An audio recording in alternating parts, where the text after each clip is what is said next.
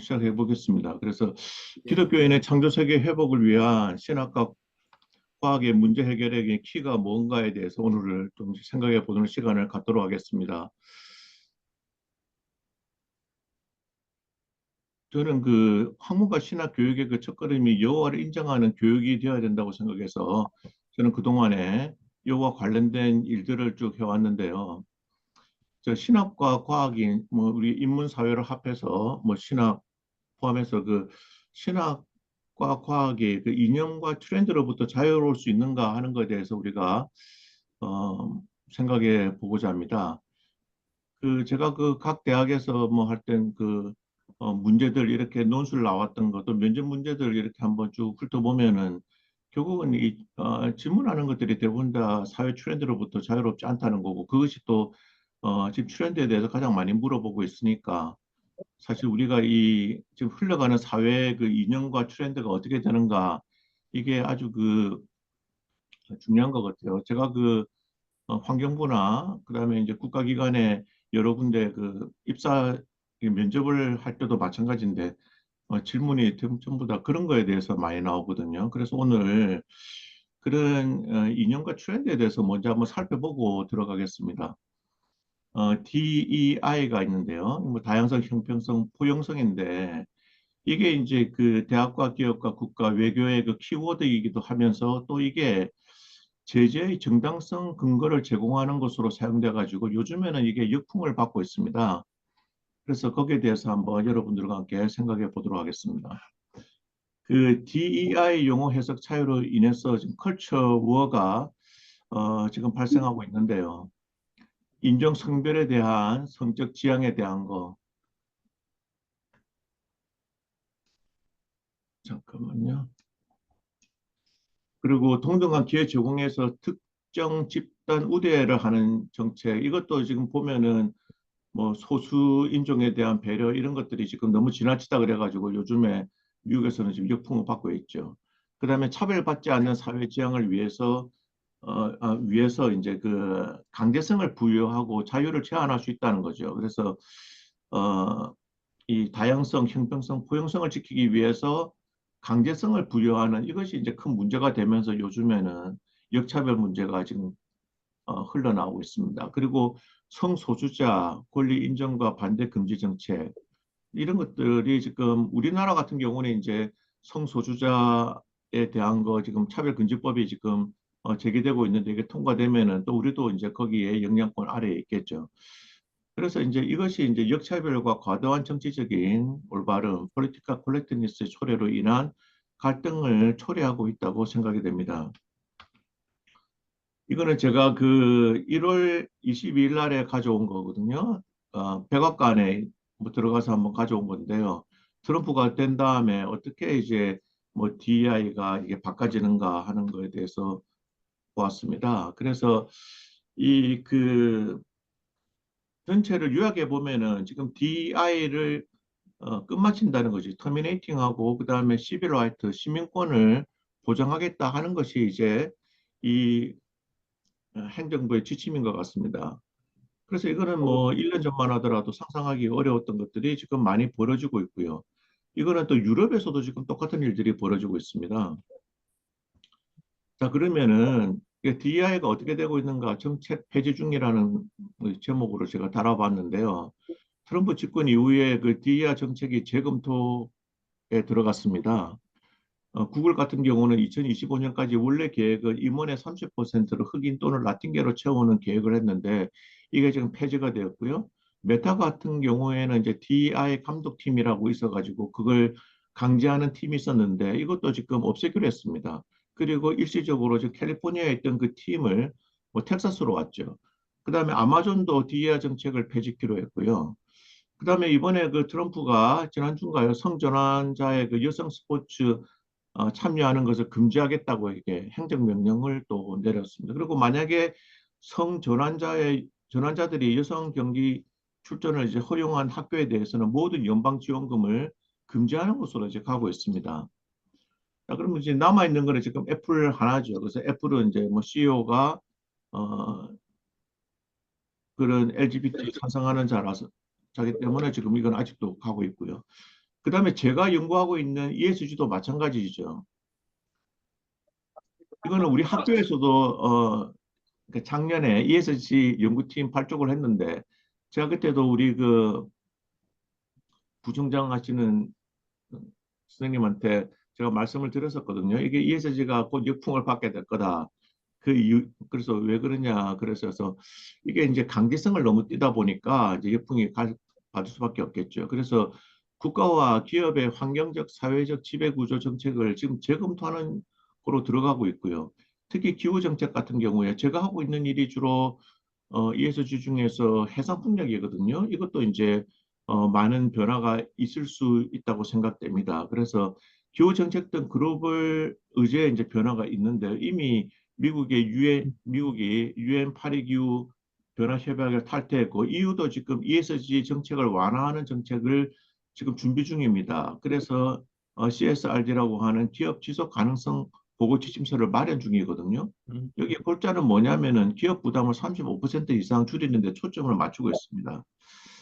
그리고 이제 그 기후변화 정책 시행 중이었던 그 중앙은행 또 대형은행의 대출 정책에도 변화가 있는데 월가에서는 이게 어떻게 보면은 배당을 증가시킬 수 있는 그런 기대감이 이제 높아진다. 뭐 이런 얘기로 해가지고 뭐 대형은행주가 잠시 상승하는 그런 것도 맞게 됐습니다. 또 하나는 이제 그린워싱에 대한 문제인데요. 위장 환경주의라고 하는 그린워싱에 대한 비판이 그래서 지금 제조 과정에서 이 너무 환경 이런 거를 하는 그 정책들에서 탄소나 오히려 유해 물질을 더 많이 배출하는 거 이런 것들이 될 수 있다면서 최근에 뭐 지난주에 나왔던 거는 종이 빨대 사용 금지하는 거, 그러니까 의무화를 금지하는 거, 이거 지금 미국에서 통과되었고, 우리나라도 이게 1년 전부터 이게 종이 빨대 많이 확대되다가 지금 이게 없어졌거든요. 뭐 이런 일들이 이제 벌어지고 있습니다. 자, 그러면 이제 창조론과 진화론 논쟁에서의 쟁점도 우리가 이제 앞으로 어떻게 될 것인가 하는 것을 설명해 볼 수 있는데요. 종교와 과학의 영역 논쟁 접근 이제 방법에 대해서 우리가 한번 생각해 봐야 된다고 생각이 됩니다. 특히 기원과학에 대한 문제 접근인데요. 사실은 기원과학에 대한 문제 접근은 생물학에서 이런 거에서 예전에 다루는 거 비해서는 거의 안 다루고 있거든요. 요즘에는 이거 이제 논쟁이 많아서 그리고 또 종교인들도 많고 하기 때문에 지금 이미 이거는 이제 없어지긴 하긴 했지만 그래도 우리 창조력 포럼에서는 이게 아마 기원과학에 대한 문제가 굉장히 큰 이슈거리기 때문에 한번 생각해 보도록 하겠습니다. 자, 그러면 제가 한번 질문을 던져볼게요. 시간에 따른 변화와 현상을 설명할 때 사용되는 용어 결정인데요. 한번 보겠습니다. 자, 오늘날 우리가 쓰는 달력은 오랜 무엇을 거친 것이다. 이럴 때 할 때 요 갈로 속을 뭐로 채울까요? 그냥 말씀을 해주셔도 되는데.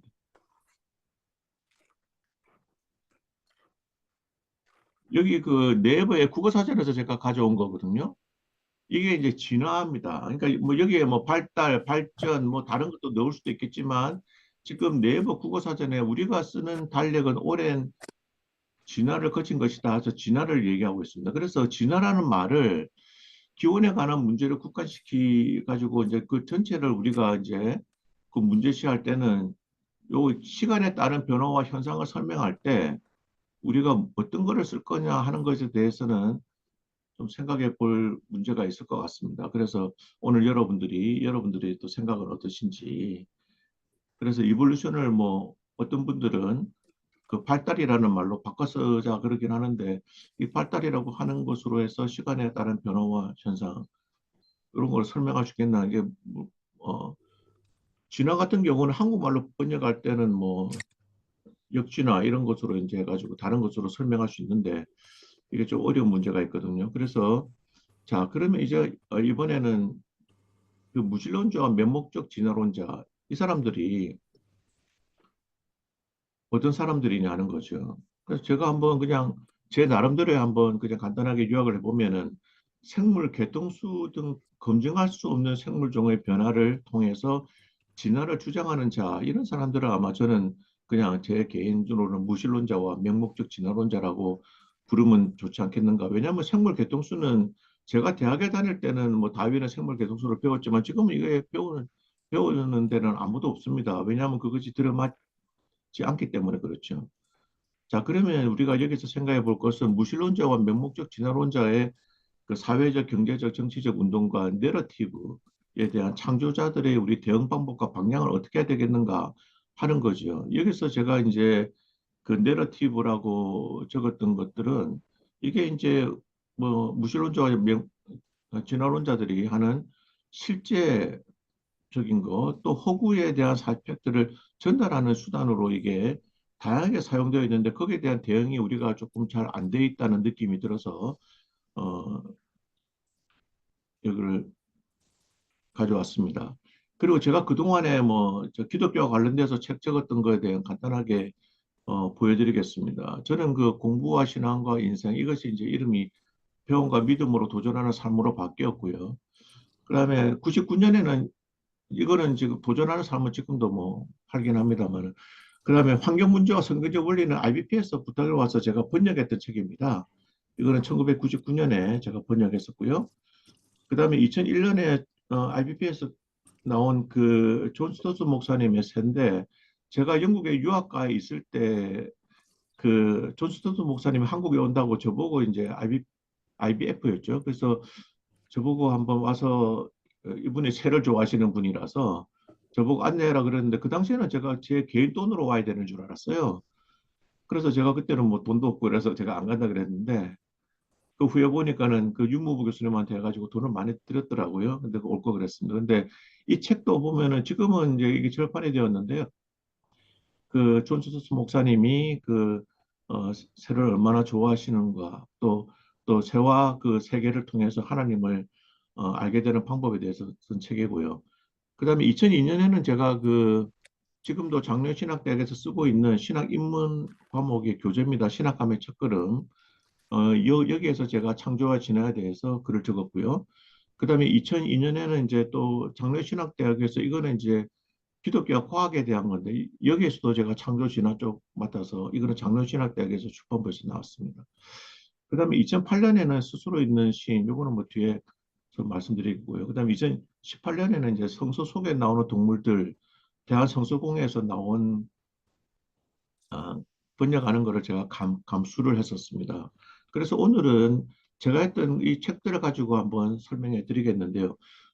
스스로 있는 신 같은 경우에는 아마 오늘 우리가 다루고 있는 거랑 내용이랑 주로 이제 무신론자 또 아니면 이제 진화론자에 대해서 여러분들이 아마 어, 볼 수 있는 뭐 좋은 책이라고 생각이 됩니다만은 이게 지금 어, 계약을 할 때 두 군데서 계약을 해가지고 지금은 이게 못 나옵니다. 그래서 그때 나왔다가 그때 오카르 목사님하고 제가 이제 어, 추천하는 자로 이제 했는데 제가 그때 한 여기 추천글을 한 5페이지에 관해서 길게 적었습니다. 주제는 이제 무신론으로 진화된 도끼의 과학에 대해서 제가 적었습니다. 왜 이걸 제가 특히 이쪽에 어, 제목을 그렇게 달았냐면은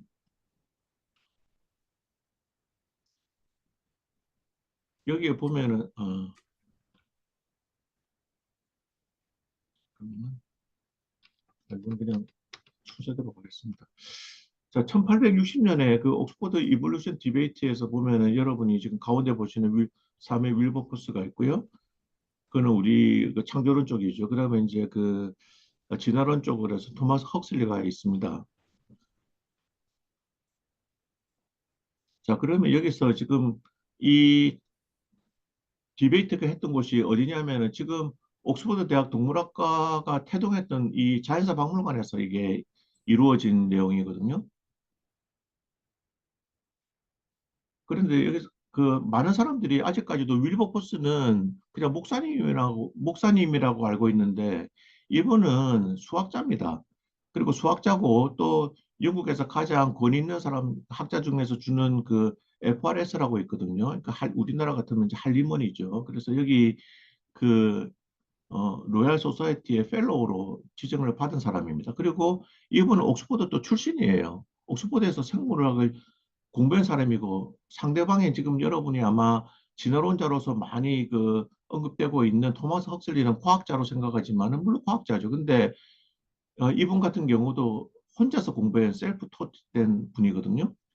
이분도 지금 뭐 생물학에 대해서도 하시고, 그다음에 뭐 여러분이 잘 알고 있는 원숭이와 사람과의 관계에 대해서도 뭐 이 말을 강연도 많이 하고 돌아다녔습니다. 그래서 제가 오늘 앞부분에 주로 내용은 제가 예전에 CUP에서 썼던 내용입니다.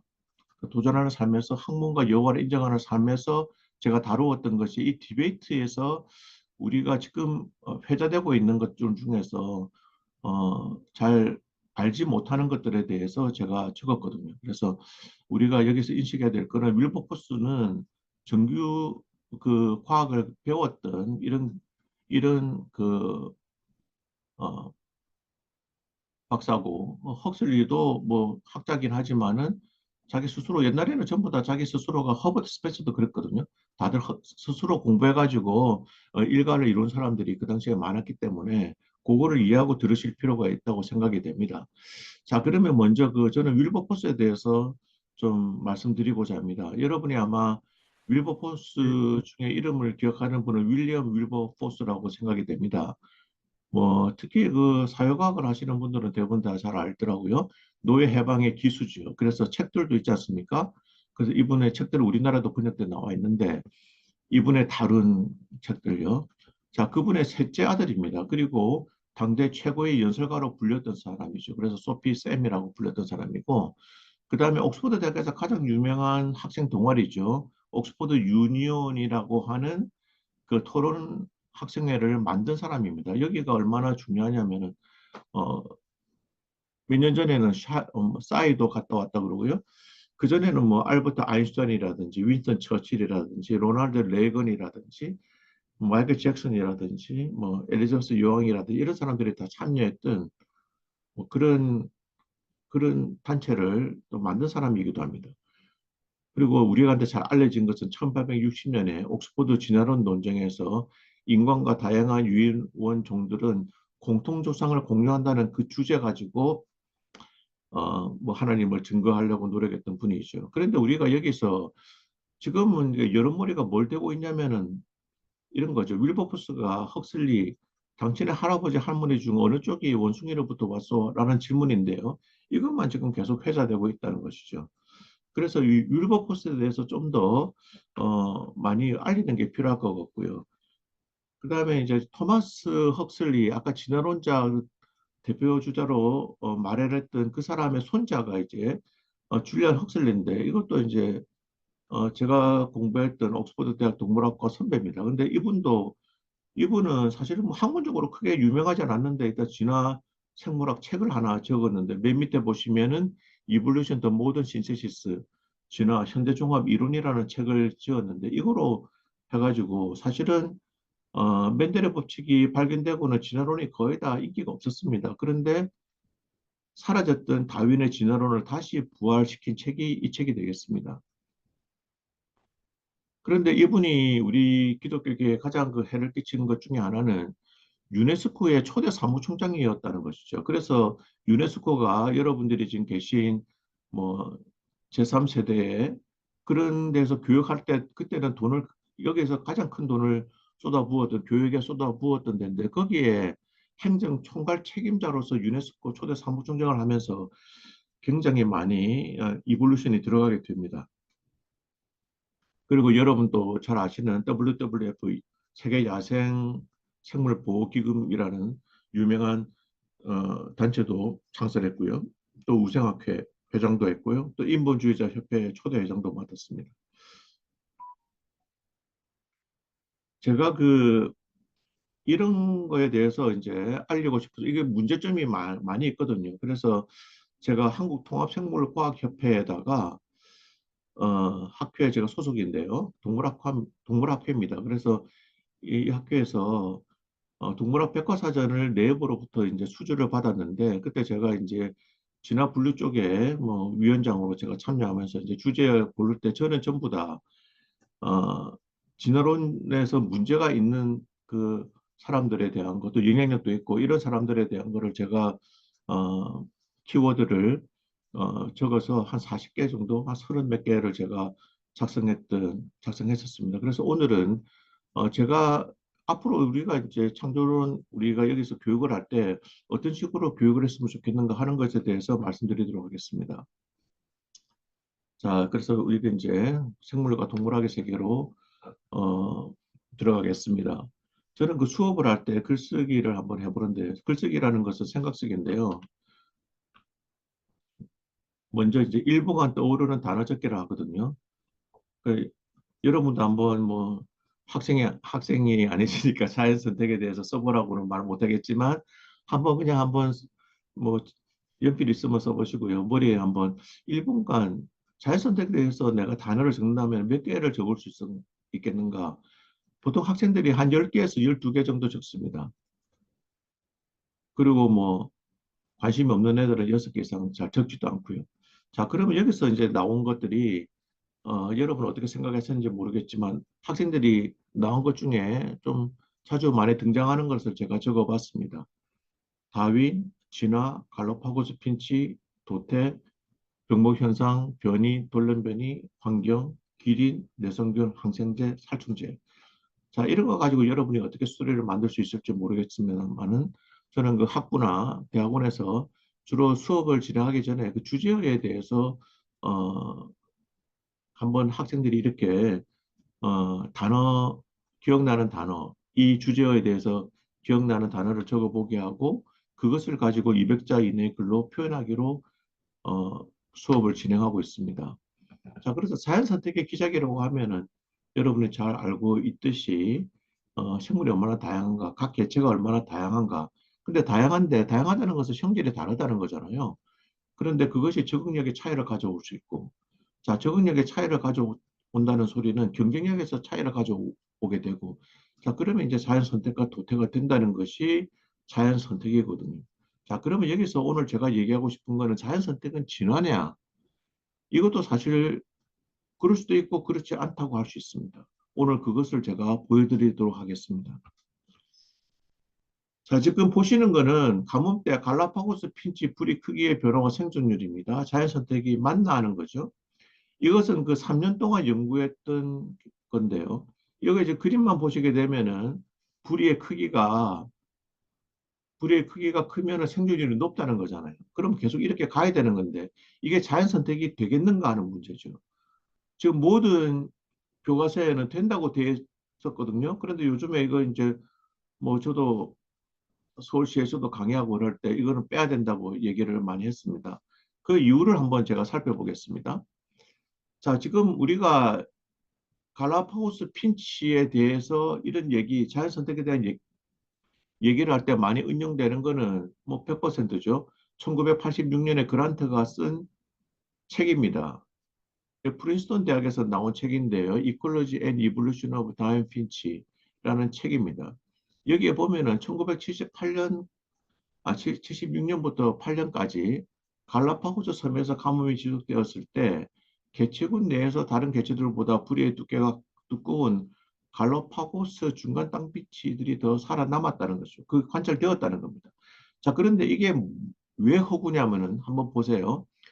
이분은 몇 년 전에 우리나라도 와서 그 국립생태원에서도 강의됐습니다.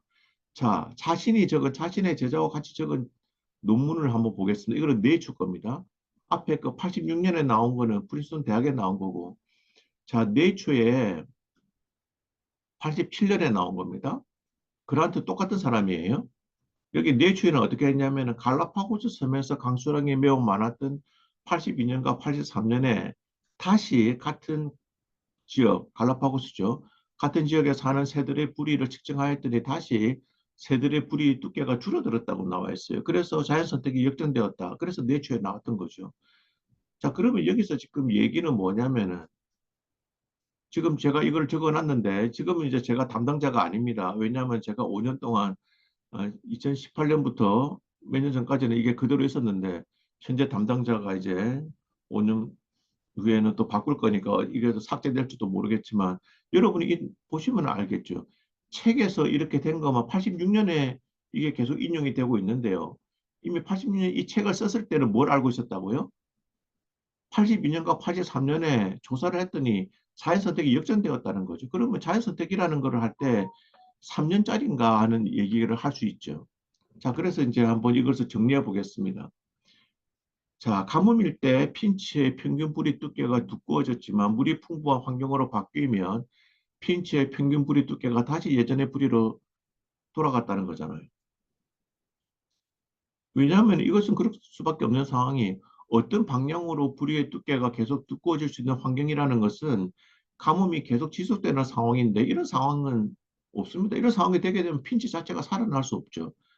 살아남을 수 없기 때문에 뿌리의 두께에 대한 변이는 큰 의미를 가질 수 없게 됩니다. 결국은 갈라파고스 핀치의 평균 뿌리의 크기 변화는 환경에 따라서 두꺼워졌다가 다시 얇아지는 것을 반복하고 있다고 해석하는 것이 옳다는 거죠. 자, 그래서 우리가 여기서 얘기하고 싶은 것은 뭐냐면은 자연 선택과 진화라는 말을 동일한 것으로 쓰이는 경우가 많지만은 이것도 사실 자연 선택과 진화라는 것을 분리해야 되겠고요. 갈라파고스 핀치의 뿌리 변화 이걸 가지고도 자연 선택을 보여주지만 뭐 진화를 보여주는 것이 아니라고 하더라도 여기서 말하는 자연 선택은 3년 동안 그렇다는 거기 때문에 이걸 과연 자연 선택이 되었다고 말할 수 있는 거냐 하는 의문도 들 수밖에 없는 거죠. 그래서 제가 뭐 그 특강할 때는 여기에 대해서 뭐 많이 얘기를 하고 있습니다. 다행히 제가 그 현재 중등학교 교재 쓰고 있는 그 교재를 심사할 수 있는 어, 중학교 교재 심사위원 가서 이제 연구위원을 제가 했거든요. 그때 이제 뭐 많이 목적론적 진화론이 많이 들어왔습니다. 어떤 거냐면 이런 거죠. 만약에 추운 지역에 살면은 여우가 털이 많아지는가? 그렇지는 않죠. 자연선택으로 설명하더라도 그거는 안 맞아요. 왜냐하면은 털이 적은 동물들이 추운 지역으로 간다고 해서, 적은 동물들이 추운 지역에 간다고 해서 털이 나지 않죠. 죽게 되겠죠. 그러니까 자연 선택으로도 안 맞고 진화에 대한 설명으로도 이게 맞지 않습니다. 그런데 마치 이제 이 뭐 여우의 털이라든지 갈라파고스 핀치 뿌리 크기라든지 이것이 환경에 맞게끔 변한다고 하는 이런 목적론적 진화론 같은 경우에는 이거는 자연 선택으로 과정으로 하더라도 이게 맞지 않는다는 거죠. 그래서 이거는 다 뺐습니다. 그래서 여러 그 출판사에서 그걸 다 빼가지고 지금 학생들한테 가르치고 있습니다. 근데 고등학교는 제가 그때 고등학교를 같이 했는데 고등학교는 제가 들어가지 않아가지고 어떻게 됐는지 자세하게는 잘 모르겠습니다. 그 다음에 제가 여기 그 생각해 보기도 이게 네이버의 동물학 백과사전에서 제가 제 거에서 가져온 거고 제가 쓴 거에서 여기에 보면은 새 뿌리가 이게 뼈라고 생각하는 사람이 많은데 그게 아닙니다. 이게 케라틴이 단백질이에요. 그러니까 이거는 쓰면은 이제 마모됐다가 뭐 이렇게 또 자라고 이런 거거든요. 그래서 거기에 대한 질문을 제가 다윈 핀치의 진화에 대해서 여러분 어떻게 생각하는가 하는 거죠. 그 다음에 또 다른 질문을 제가 제 그 자연 선택이라는 그 주제에서 마지막에 생각해 보기라는 것을 제가 적었는데 이것도 요즘에 많이 빠지고 있더라고요. 자연 선택의 압력은 한 종이 서식하는 곳에 따라 다른 방향으로 작용할 수 있을까? 있다면 어떤 상황에서 가능할까? 하는 것을 어, 제가 적어서 그 내부에다가 올렸는데요. 이게 이제 5년 이상 더 지났기 때문에 다음에 사람은 이것도 뺄 수도 있죠. 그래서 제가 여기에 했던 통합생물학회는 그 SCI 잡지를 우리나라에서 내고 있는 그런 모임입니다. 요건 제가 만들었던 거를 그 당시에 없어지기 전에 했던 건데 지금도 뭐 남아 있을 거예요. 근데 중간중간에 내용이 아주 진화론자 보기에 불편한 것들은 좀 사라져 있을 수도 있죠. 근데 사실 과학적으로 정확하게 지적한 것들은 계속 살아 있어야 되는 거거든요. 자, 그다음에 창조 세계 회복을 위한 신학과 과학의 과제에 대해서 말씀드리도록 하겠습니다. 먼저 진화론 관련 용어 이해와 사용이 필요할 것 같고요. 진화론은 과학의 세계고 창조론은 또 신앙 세계라는 통념 부수기가 우리가 많이 노력을 해야 될 것 같습니다. 또 진화 이론이 지금 인문사회 분야에 적용해서 많은 어, 퍼, 퍼져나가고 있는데 여기에 문제점이 있는 것들이 있으면 그 어떤 것이고 어떻게 우리가 대처하는가 하는 것을 뭐 창조론 포럼에 참여하신 여러분들이 좀 관심 있었으면 좋겠고요. 또 무신론과 진화론의 그 확대 과정이 어떻게 되고 또 우리는 어떻게 대응하는 것이 옳은가 하는 것이 중요하다고 생각이 되고 또 이것이 우리가 함께 오늘 생각해 보아야 될 과제라고 생각이 됩니다. 그런데 그것보다도 제가 또 오늘 지적하고 싶은 것 중에 하나는 우리 창조론자들 같은 경우에도 갈등과 반목이 많다는 거죠. 뭐 젊은 지구론, 지적 설계론, 유신 진화론, 오래된 지구론 이런 게 많이 있는데요. 여기에 이제 우리가 이게 가장 큰 원인은 자기가 공부한 거 있으니까 거기에 대해서 아깝겠죠. 그러니까 여기에 대해서 지적 오만이 많은 것 같아요. 그래서 협동 사역을 하는데 굉장히 어렵고 그러다 보니까 서로 공격을 하니까 진화론자들한테는 크게 도움이 되고 있지 않는 것 같습니다. 그래서 그 문제를 오늘 살펴보려고 하는데요. 아마 여러분들은 대부분이 다 젊은 지구론이나 뭐 지적 설계론이나 오래된 지구론은 많이 아실 것 같아요.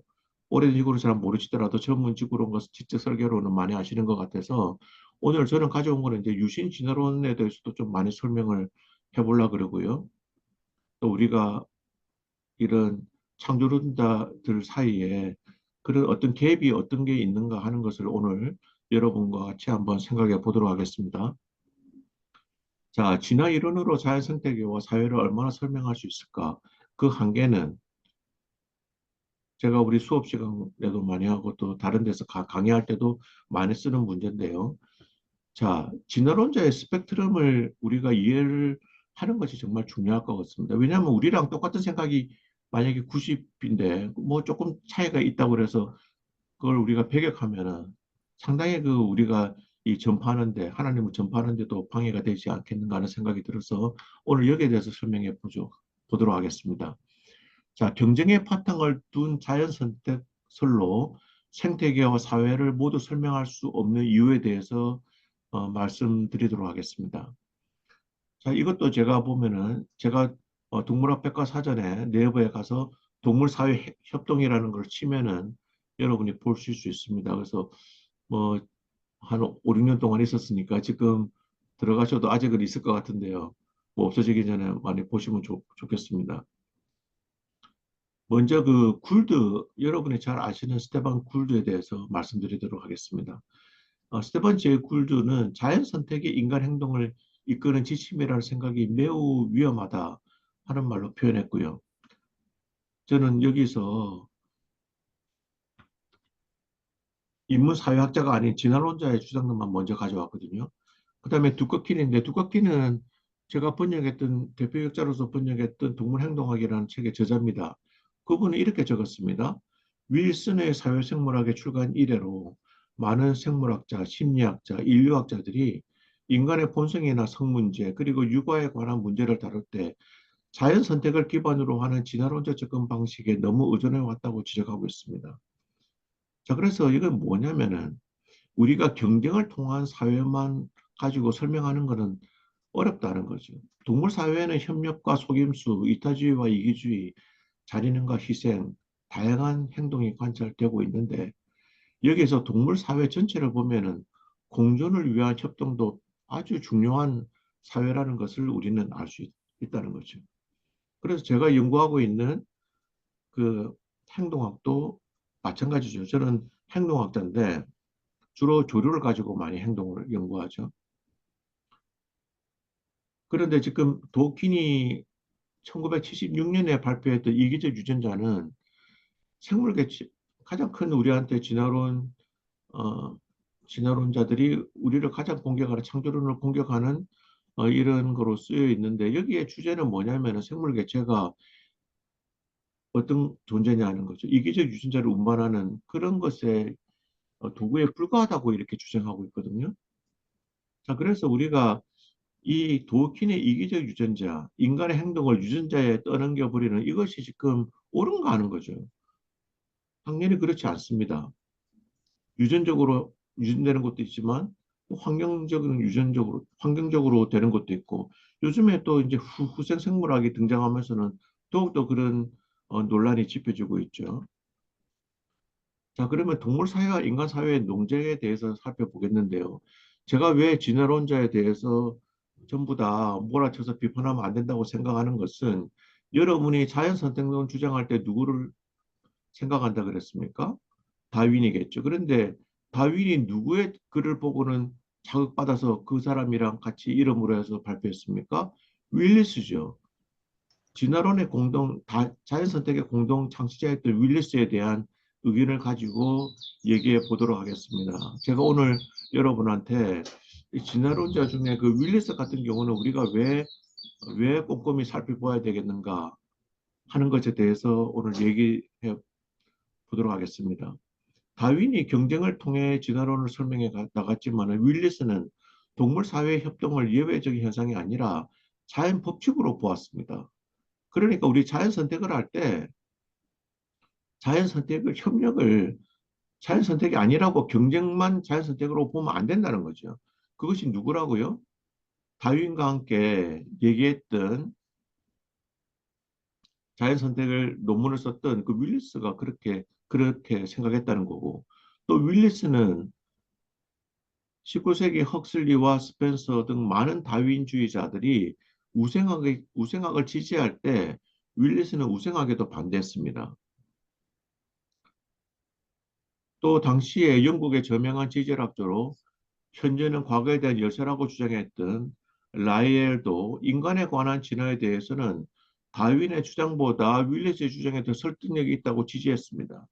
자, 그래서 제가 지금 말씀드린 이 내용 그대로가 네이버 동물백과사전에 동물 사회 행동의 주제어로 제가 해서 이 내용을 적었던 거거든요.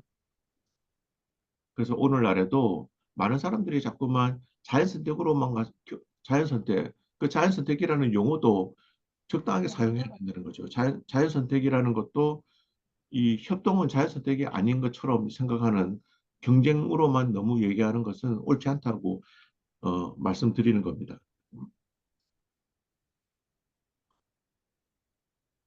그 다음에 이제 진화로 넘어가도록 하겠습니다. 지금 그 리차드 도킨에 대해서 이번에는 설명해 보겠습니다. 리차드 도킨이라는 주제어도 제가 적었습니다. 그래서 한번 이것도 뭐 편집하기 전에 보시면 좋을 것 같은데요. 지금 여기서 보시게 되면은 그 리차드 도킨이 여기 첫 번째 줄에서 왼쪽에 지금 가운 입고 있는 세 번째 가운 입고 사람이 리차드 도킨입니다. 그리고 제가 그 다음 줄에 있는 두 번째 약간 그 중간에서 오른쪽에 있는 것이 전데요. 이 93년에 제가 적었던 겁니다. 그래서 리차드 도킨이 뭐 강의하고 또 하는 것도 리차드 도킨에 대해서 반대하는 사람들이 와서 강의하는 거를 저는 거의 뭐 빠짐없이 들었는데요. 거기에 대해서 오늘 리차드 도킨의 세계에 대해서 잠시 말씀드리고자 합니다. 리차드 도킨이 제가 생물학과 교수님들한테 여쭤봤어요. 리차드 도킨이 무슨 전공일까요? 했더니 글쎄요, 뭐 유전자 전공 아니겠냐 그래서 제가 유전 전공하시는 분한테 그 논문을 읽어본 적이 있습니까? 했더니 읽어본 적이 없다 그래요. 이분이 저와 똑같은 전공입니다. 행동학자예요. 행동학자 중에서 뭐로 박사학위 받았을까요? 조류 가지고 받았습니다. 박사학위 논문이 병아리의 선택적 먹이 행동에 관한 연구였습니다. 그리고 지도교수가 누구냐면은 유명한 조류학자죠. 니코 팀버겐. 1973년에 노벨 의학 및 생리학상을 받았던 우리 조류학이 하는 사람으로 처음 받았던 사람입니다. 이때 물론 같이 받았던 사람 중에 호날드 로렌츠도 기러기 연구로 노벨 의학 및 생리학상을 받았습니다만은 대학에는 이 사람이 있어서 이 사람 제자였습니다. 근데 이 사람이 유명하게 된 것 중에 하나는 여러분이 쓰고 있는 마이크로소프트 워드 있죠? 그래, 마이크로소프트에서 나온 엑셀.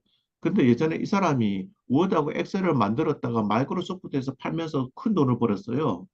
그 사람이 이제 찰스 시몬이라는 사람인데, 이 사람이 옥스퍼드 대학에다가 대중과학 이해를 위한 시몬이 석자 교수를 개설하겠다. 그래서 이 사람 교수로 시켜주면 좋겠다. 그래서 추천했던 사람이 리차드 도킨입니다. 그러니까 이 사람은 이 돈만 끊어지지 않으면 계속 할 수 있는 거예요. 왜냐하면은 대학에서 교수를 임용을 하는데 돈만 끊어지지만 않으면은 65세 정년이 아니라 계속 할 수도 있거든요. 그런데 2008년에 은퇴했는데 그때가 어떨 때였냐면 그때가 이제 한참 논쟁거리였습니다. 뭐 이슬람도 반대하고 그 리사 도킨에 반대하고 뭐 아주 살벌했던 때가 있었는데요. 그리고 이제 영국에서도 이제 리사 도킨이 말하는 무신론에 대해서 이분의 모든 어, 이메일은 전부 다 무신론자 협회에서 하고 있거든요. 관리하고 있거든요. 그래서 제가 환경부에서 예전에 뭐 다윈 몇 주년 기념으로 한국에 초청하고 싶다 그래서 제가 학교 메일로도 적어도 안 받고 그래서 내가 그 옥스퍼드 대학에 물어봤어요. 도대체 이분은 메일은 왜 답장이 없냐 그랬더니 아마 그 무신론자 협회에 가는데 그쪽에서가 안 주는가 보다 그런 얘기를 하더라고요.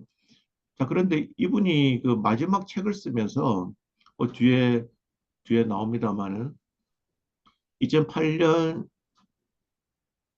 8년에 그 전에 무신론을 너무나 많이 강조하면서 그리고 종교인들을 너무나 이제 폄하하면서 비판이 되니까 이제 돈을 끊게 됩니다. 그래서 찰스 시몬이 그 재단에서 돈을 끊게 되면서 이제 어, 더 이상 활동을 하는데 많이 이제 위축이 되었죠. 자, 그런데 이분이 리처드 도킨이 지금 은퇴한 다음에 자기 삶을 어떻게 살겠다고 하면은 이런 삶을 살겠다고 합니다. 젊은이들이 반과학적인 동화에 빠져들지 않게 계속 책과 강연을 하면서 살겠다고 합니다. 자, 그러면 여기서 뭐 지금 리사 도킨에 대한 문제만 있는 것이 아니라 이분이 굉장히 영향력이 크다는 것을 오늘 보여드리는 건데요. 이 사람이 이기적 유전자에서 미미라는 단어를 만들었어요. 그래서 이거를 마치 유전자처럼 문화 유전의 단위라고 하는 용어를 만들었는데 유전자가 영어로 진이니까 원래는 그 그리스의 모방을 뜻하는 말 미메메에서 가져왔는데요. 근데 미메메 하면 잘 안 쓸 것 같으니까 미임으로 불러달라. 그렇고 하기 때문에 지금은 그냥 미임으로 MEME로 적어도 다들 통하거든요. 그러니까 앞에 미는 빼고 그리고 발음도 그렇게 해달라 그랬습니다. 자, 그런데 이게 왜 유명하냐면은 여러분이 지난 코로나 때 이제 밈 주식이라는 것이 굉장히 유명해졌잖아요. 그냥 많은 곳에서 지금 월가나 이런 데서 이 입소문으로 투자자의 관심으로 급등한 종목들을 밈 주식이라 그래요. 여러분이 아마 들어봤었겠지만은 게임스톱이라든지 영화관의 AMC 같은 경우 이런 것들이 이제 대표적인 밈 주식이죠. 그래서 이게 이분이 역할 중에는 사실 이게 밈이 지금 진짜로 이게 문화가 유전이 되는가? 여기에 대해서는 아직도 지금 논란거리입니다. 그리고 안 된다는 사람도 많죠. 그럼에도 불구하고 영향이 있기 때문에 우리가 창조과학을 하는 사람들도 이, 리서트 도킨이 어떻게 해서 이렇게 많은 사람들한테 영향을 주었는가 하는 것을 생각해 볼 수 있겠습니다. 그래서 이분의 영향력이 예전에 보면은 처음에 만들어졌을 때는 지금 책이 나온 다음에 눈먼 시계공이 뭐 같은 경우는 8년 후에 나왔거든요. 그 다음에 악마의 사도 같은 경우는 2년 후에 나왔습니다. 점점 이제 기독교를 까고 있는 건데요. 그 다음에 만들어진 시는 2007년에 동시 출간되었습니다. 영국이랑 한국이랑 동시 출간이 되어서 그만큼 인기가 있었던 거죠. 그러다가 이제 2008년에 그 지원금이 떨어지면서 그때 이제 계약에서 나온 게 지상 최대 쇼인데, 어, 그 후로는 뭐 지금은 이제 뭐 많이 알려져 있는 지금은 아마 많은 출판사에서도 이제 계약을 잘 안 할 거라고 생각이 됩니다. 그래서 어 이분의 이제 스토리를 보면은 너무 진화에 대해서 이기적 주전자 보면 여러분이 한번 참고할 것이 많을 겁니다. 비판할 수도 있는 것도 있지만 참고할 것도 많은데 나머지 책들에서는 참고할 게 별로 없다는 것을 알게 되고 이제 비판하는 것들만 많아지게 되겠죠. 그래서 이 리차드 도킨이 제가 어, 적었던 거기에 그 내부에서 그냥 스크랩 해온 것들입니다. 그리고 저는 그 내부에다가 이렇게 적었죠. 밈을 가지고 언어, 종교, 음악, 예술 등 문화 현상의 전달과 변화를 설명할 수 있을까? 밈은 실제로 존재하는가? 유전자를 정의하듯이 밈을 자세히 정의해야 하는 것은 과연 가능할까? 또 밈이 여러 세대를 걸쳐 전달된다면 어떤 과정을 거쳐 전달될까? 자연 선택의 기작처럼 밈을 설명하는 것이 가능할까? 이런 얘기입니다. 그 다음에 이제 굴드에 대해서 한번 말씀드리도록 하겠습니다. 굴드는 제가 울프슨 칼레지에 이제 기숙사에 88년에 이분이 뭐 교환 교수 비슷하게 와 있었고요. 그 다음에 제가 떠나는 93년에 강의를 했어요. 그래서 오늘 그 두 가지에 대해서 한번 설명해 드리도록 하겠습니다. 아마 스테반 제이 굴드는 여러분들이 잘 아실 거고, 또 다윈의 진화론과 함께 다윈의 그 점진적 진화론을 반대하면서 그 생물의 진화는 변화가 없는 아주 긴 장기간의 안정기를 거친 후에 급속히 종의 분화가 일어난다는 탄소 평행설을 주장했던 사람이죠. 그리고 정말 제가 좋아하는 아가씨, 뭐 생물학자기도 하고 지질학자이기도 한데요. 이분을 기념하는 동물학 석좌 교수 하버드 대학에서 있었습니다. 그래서 이분의 최근에 아마 여러분이 판다의 음지 같은 경우는 많이 읽은 분들도 우리나라에 번역돼 나온 것도 있을 겁니다. 그래서 본 분들도 있을 건데 많은 책을 적었죠. 그래서 미국의 리사 도킨이라고 할 수 있는데요. 요거는 뭐 탄소 평면설은 넘어가고요.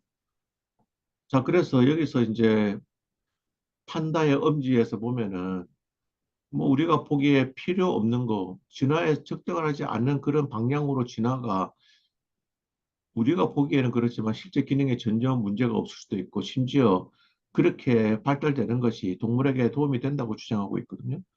아, 근데 굴드의 부모는 유대인이었고 아버지는 마르크스주의자로 무신론자였습니다. 자, 그래서 굴드는 후에 그 아버지와 많은 부분에서 정치적 견해를 달리한다고 말했지만은 젊은 시절에는 아버지의 영향을 많이 받았던 것으로 보입니다. 제가 이제 떠나오기 직전이었는데 93년에 옥스퍼드 대학 저는 울프슨 칼리지가 저희 기숙사였습니다. 그런데 저희 기숙사가 예전에 우리 그 진화론에서 여러분이 아마 할데인 가설이라고 들어보셨습니까? 그 할데인 가설, 여보, 쿠팡 왔대. 그 오파린하고 할데인 가설 고기에 대한 내용입니다. 그래서 그, 그것을 주창했던 할데인의 집이 있었는데 옥스퍼드에 그 집을 허물고 이제 기숙사를 만들었어요. 그래서 제가 이제 그 기숙사에서 소속돼 있었는데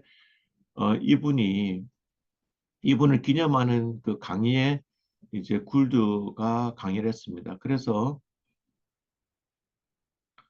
그 강좌에 제가 인상적이었던 거는 처음에 시작이 이렇게 됩니다. 우리 동양에서 이렇게 그 마룻바닥을 그 여자가 이렇게 문지르는 거 있잖아요. 그래서 그 사람이 질문합니다. 이렇게 사람이 그러니까 계속해서 그 기어다니면서 만약에 네 발로 이렇게 뭐 걸레질을 만약에 한다 그러면은 우리는 앞으로 네 발로 걸을 수 있을까? 이런 얘기했는데요. 근데 그거보다도 그거는 그냥 웃기려고 한 거고 맨 마지막에 이분이 자기가 진화론자지만은 기독교인이라는 거예요. 그래서 다들 깜짝 놀랐죠. 이 사람이 기독교인이라고? 그런데 기독교에 더 놀라운 거는 자기가 디보티드 된 크리스천이라고 말해가지고 뭐 제가 물어볼 수 없었습니다. 물어보고는 싶었지만 사람들이 많아가지고 뭐 우리 그 식당에서 하는 거거든요. 식당을 치우고 이제 특별 강연을 했던 거라 사람이 제법 많이 와가지고 저는 뭐 물어볼 수가 없었는데요. 자, 그래서 이 굴드가 주장하는 것이 이거거든요. 종교와 진화론이 서로 탐구하는 영역이 달라 논쟁이 불필요하고 갈등 관계에 있지 않다는 그 노마 원리에 대해서 여러분들은 어떻게 생각합니까? 하는 그 질문입니다. 그래서 이거는 여러분에게도 질문하는 거지만 실제로 제가 여기에 내부의 동물백과사전에 생각해 보기 위해서 그렇게 적어 놓았습니다. 그리고 참고 자료도 제가 소개해 놨거든요. 그래서 이걸 참고로 자료를 보고 왜 굴드 생각이 그렇게 가는 것이 또 한계도 있지 않겠는가 생각이 갈 수밖에 없는지 그래서 참고문으로 해놓았으니까 그거는 여기를 안 가져왔지만 참고문을 보시면 알 수 있습니다. 자, 그 다음에 유실론적 진화론 이거는 보통 우리 기독교 많은 그래서 유실론적 진화론에 대해서는 그 교수님들은 뭐 관심 있는 사람도 있지만 또 많은 사람들은 또 연구를 잘 안 하시는 분야라서 제가 한번 가져왔습니다. 뭐 대표적인 게 제가 목회와 신학이라고 하는 잡지죠. 목회자님들이 보는 책에 2010년에 3월호에 부탁이 왔습니다. 신의 언어에 대해서 한번 어, 서평을 적어달라고. 그래서 제가 서평을 적었거든요. 그래서 제가 자세히 이 책을 또 보았는데요. 이분은 여러분이 잘 알다시피 예전에 클린턴 대통령이 이제 개론 프로젝트 발표할 때 거기에 발표했던 사람이 있죠. 미국 국립보건원 원장으로 뭐 작년까지인가 이미 국립보건원에 있었죠. 여러분이 그 바이러스로 유명한 그 파우치의 그 윗사람이 이게 그 NIH 국립보건원 원장으로 정말 오랫동안 있었거든요. 그리고 자기는 이분은 그 유실론적 진화론자고 또 뭐 독실한 기독교인입니다. 그래서 한번 또 책도 많아요. 그래서 여러분들과 함께 오늘 생각해 보도록 하겠습니다. 그래서 제가 이 쓸 때 제가 그랬거든요. 목회와 신학 그 편집장님한테 이거 쓰면은요. 왜냐면 이게 지금 그 오누리 교회에서 관련이 많기 때문에 이게 전문직으론이 많잖아요. 그래서 이거 문제 삼을 건데요. 그랬는데 아니나 다를까 2010년 4월호에 그래서 이제 문제 제기가 있어가지고 전체 거를 다 소개하는 게 좋겠다. 전문직으론 포함해서 그래서 소개할 때 저는 그 당시에는 이제 다른 거를 했습니다. 여기 어, 근데 그 전에 하여튼 신의 은혜에 대해서 간단하게 한번 여러분과 함께 살펴보겠습니다. 인간도, 이분은 제가 걸리는 것 중에 하나는 책을 읽을 때 인간도 다른 생물들과 조상이 같다는 냉혹한 결론에 도달하게 된다. 왜냐하면 이 사람은 게놈 프로젝트의 책임자잖아요. 그래서 연구를 하다 보니까 인간도 다른 생물들과 조상이 같다는 냉혹한 결론에 도달한다. 그래서 조상 말고 제 생각에 뒤에 보면은 설계 원리라는 말이 있거든요. 그래서 그거로 해서 더 좋았을 텐데 왜 이렇게 했는지를 잘 모르겠더라고요. 그래서 이분은 뭐라고 적었냐면은 인간과 생쥐의 개념을 비교해 보면은 두 개념의 전체적인 크기는 거의 같고 단백질을 합성하는 유전자들도 놀랄 정도로 비슷하며 두 종의 염색체에 있는 유전자 순서도 긴 DNA 가닥을 따라 일치한다는 건데 그리고 사실 이거에 대한 저는 뭐 요 밑에 말은 아주 그 생각해 볼 만한 글이라고 생각이 됩니다.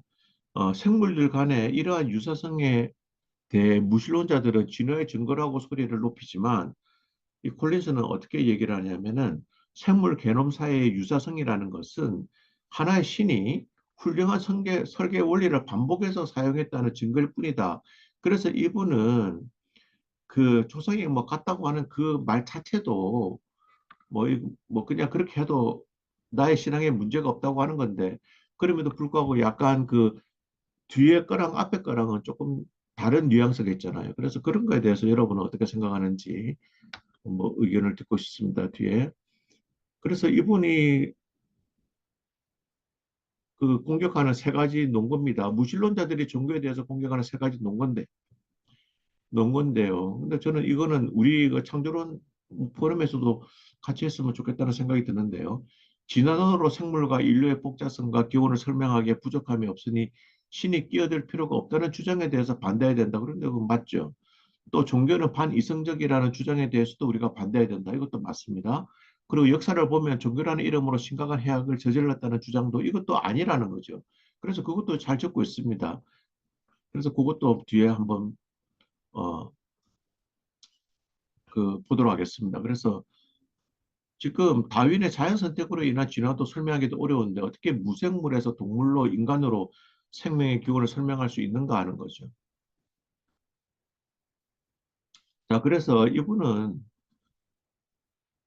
이렇게 얘기하고 있습니다. 종교의 이름으로 저질러진 악행이 결코 신앙의 진실을 의심하는 근거가 될 수 없다는 거죠. 실제 무신론이 창궐하는 때는 과학이 발전한 때가 아니라 종교 지도자들이 교만하고 위선적이고 종교라는 이름으로 모든 악행을 행한 때라고 반론을 제기합니다. 그래서 이거는 제가 뭐 한번 꼭 여러분들과 함께 쉐어하고 싶었던 내용이라서 여러분과 쉐어했고요. 특히 저는 마음에 들었던 게 콜린스가 불가지론자들에 대해서 공격하는 것에 대해서 굉장히 마음에 들었습니다. 콜린스 박사는 이렇게 얘기합니다.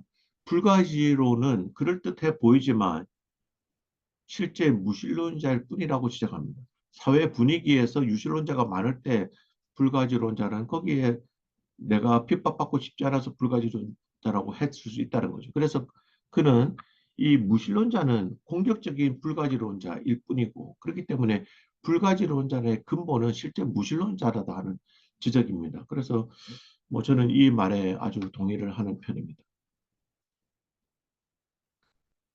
그런데 이분은 여러분들이 아마 지적 설계론을 지지하시는 분들은 조금 부담스러울 수도 있는 내용을 한번 설명해 드리도록 하겠습니다. 그래서 콜린스는 지적 설계론을 진지하게 생각해 볼 수 있는, 연구할 수 있는 이론이라는 것을 생각하면서도 이렇게 또 지적을 합니다. 현대과학으로 설명이 불가능한 영역에 초자연적인 존재를 끌어들일 필요성을 상정하는 일종의 빈틈을 메우는 신호로 등장시키는 이런 이론이기 때문에 결국 과학이 발전하면 또 바뀌어야 되는데 이렇게 해가지고 하나님을 자꾸만 새롭게 정의할 필요가 있느냐 이런 얘기를 하고 있습니다. 자, 그런데 저 오늘 유신론자 진화론은 여러분이 잘 다루지 않는 내용인 것 같아서 가져왔는데요. 유신론자 진화론자들은 상당히 생물학계에 많습니다. 여러분들이 아마 생물학 공부하시는 분들은 발생학의 저자로서 예전에는 전부 다 도부잔스키의 발생학을 가지고 공부했거든요. 지금 뭐 발생학 책들도 전부 다 여기에 후속작에 불과하다고 생각이 되는데 이런 분들은 많은 분들이 이 진화를 생각할 때 또 이분은 굉장히 신앙도 아주 독실했습니다. 그래서 제가 그 도부찬스키에 대해서도 네이버에다가 또 한 주제로 해가지고 제가 적어 놨거든요. 그래서 이 사람은 동방정교에 아주 독실한 신자였습니다. 그래서 우리가 지금까지 이런 그 진화론에 대해서 한번 어, 설명해 우리가 이해할 필요가 있다는 건데 그래서 네이버에 우리가 콜린스에 대해서 제가 적을 때 이렇게 적었습니다. 그래서 이런 그 유신 진화론에서 우리가 배울 거는 없는가? 또 배운다 그러면 어떻게 해야 되겠는가? 그래서 뭐 콜린스도 사실 지적 설계론을 비판을 하지만은 또 진지하게 배워야 될 점이 있다고 이렇게 말을 많이 하고 있기 때문에 우리가 뭔가 적대시하고 뭐 터부시하는 그런 것들은 좀 배격하면 좋겠다는 거예요. 이제 마지막 정리하면은 그래서 그 2010년에 그 3월 달에 제가 그 책에 대한 서평을 적고 이게 문제가 있을 거라 생각했더니 아니나 다를까 뭐 다른 것도 소개하는 게 좋겠다 그래서 제가 맡은 거는 오래된 지구 창조론을 제가 맡았고요. 하주원 교수님이 젊은 지구론을 맡았고 신재석 교수님이 제라노조 유신론을 맡았고 이승엽 교수님이 지적 설계론을 맡아서 그때는 이제 긴 그 창조론 논쟁을 우리가 해보았습니다. 자, 우리가 여기서 지금 오늘 정리를 해볼 때 가장 중요한 것 중에 하나는 기원과학에 대한 도입 문제인데요. 과학과 종교와 과학에서 영역 논쟁을 우리가 어떻게 할 것인가? 또 시간에 따른 변화와 현상을 설명할 때 어떤 단어가 더 좋은 게 있는가? 그럼 진화를 여기서 살 때 어느 쪽까지는 진화를 쓰고 어느 분야에서는 쓰면 곤란한가 하는 것에 우리가 얘기했으면 좋겠다는 거고요. 또 여기에서 교과서 등에서 지금 어, 이 너무 진화론이 그 인류의 진화까지 이렇게 담는 거에 대해서 과학적이지 않기 때문에 삭제하는 운동이 필요하다고 저는 생각이 됩니다. 자, 그래서 오늘 성경 구절 가지고 우리가 정리하겠습니다. 너희가 그 시기를 알거니와 자다가 깰 때가 벌써 되었으니 이는 우리의 구원이 처음 믿었을 때보다 가까웠음이니라. 밤이 깊고 낮이 가까웠으니 그러므로 우리가 어두움의 일을 벗고 빛의 갑옷을 입자 하는 그 로마서 13장 11절에서 12절 말씀으로 오늘 정리를 마치도록 하겠습니다. 그래서 무신론과 진화론에 대해서 우리가 무감각 상태에서 깰 때라고 생각이 됩니다. 그래서 우리가 무지에서 벗어나서 그리스도가 통치하는 세상을 만들어 가는데 우리가 협동해서 아까 협동 사역이 필요하다 그랬지 않습니까? 그래서 조금 우리가 견해가 틀리더라도 같이 하나님이 창조했다는 것이 믿으면은 같이 해 나가자는 그런 말씀을 드리고 오늘 말씀을 마치도록 하겠습니다. 고맙습니다.